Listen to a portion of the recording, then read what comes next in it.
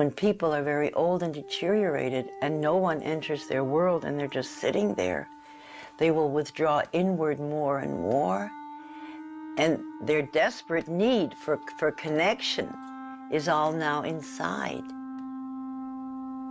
And if a person is all alone, even if they're very, very deteriorated, there's a longing for this kind of closeness.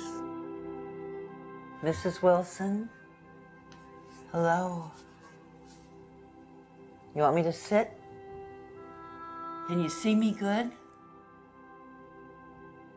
Gladys Wilson is a wonderful example of a person who is in the phase of repetitive motion, where people use movements, repetitive movements, because they don't have any more speech or very little speech, but they have human needs that need to be expressed.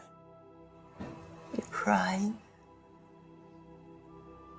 You're crying. You have a tear right here in your face. You have a little pain. You don't want me to touch you. You're very sad. Can you see me? Is it scary? Are you afraid? And if this person sits with their eyes closed, rocking back and forth, and maybe there's a tear coming down, there's a need there. Here. There's a little tear that's coming out. Do you feel it? You feel a little tear?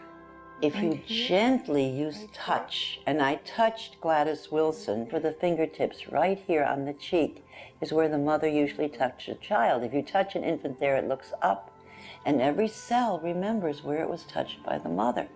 And often that person knows, even if they can't say a word at that moment, they won't talk, or they don't want to talk, but there's a communication. And that person is no longer alone. Can you let me in a little bit? You think? Just a little? You think I could be with you and Jesus for a minute? Jesus loves me, yes, I know, for the Bible tells me so. I used music, because when speech is gone, music, especially with Gladys Wilson, it was religious music, because there's emotion tied to it and safety tied to it. So I used her old church songs. Jesus loves me, yes, Jesus loves me. Yes, Jesus loves me, the Bible tells me so. What I did was, when she moved, I moved with her. And when I was singing, because she didn't sing with me, so I matched the intensity of my voice to the intensity of her movement. And pretty soon, for a split second, we became one person. Jesus loves me. Yes, Jesus loves me. The Bible tells me so.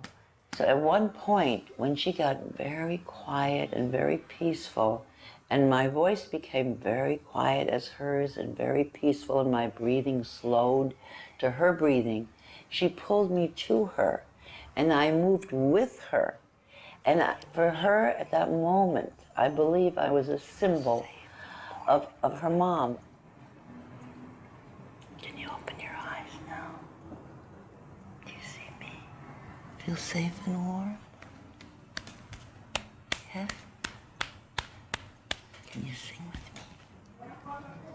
me? He's got the whole world in his hands. He's got the whole world in his hands. He's got the whole world in his hands. He's got the whole world in his hands. He's got the mothers and the fathers. He's got the mothers and the fathers in his hands. He's got the mothers and the fathers in his hands. He's got the whole world in his hands. He's got The breakthrough doesn't happen every time. The person will not always open their eyes and look at you. But if you keep trying and you keep centering yourself and really look at that person and really mirror their movements, maybe not this time, but the next time you come, you'll have a communication. You feel safe. You feel safe? Yeah. With Jesus? Yeah. And me?